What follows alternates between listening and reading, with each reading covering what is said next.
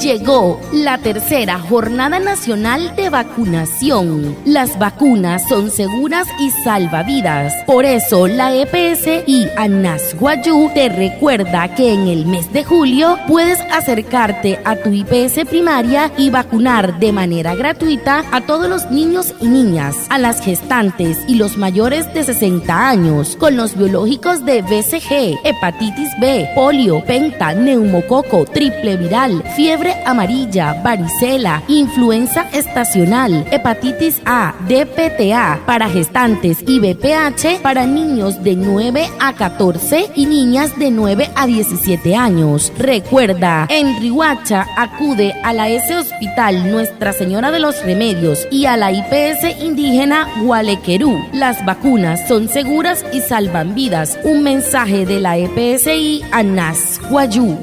Kari que atamakun hirakati asru gomma en Colombia apas muy no kashika y julio makuna na puna te pichka na iru puripuano ta formreo yo que narate na hoy suri ay pirohiki huya spura te makuna ka BCG hepatitis B polio penta neumococo triple viral fiebre amarilla varicela influenza estacional hepatitis A DPTA o ta puripuano makuna ka BPH pura te pichtoro yo me quieta ruine poro piench huyo te pichieyo por me quieta ruinen poro carrachme huya yasru Riohacha herret que pasó pitat que a Nuestra Señora los Remedios tamsiti IPS ka wareker anena hiya kateno hi katero huchoni makuna hirare.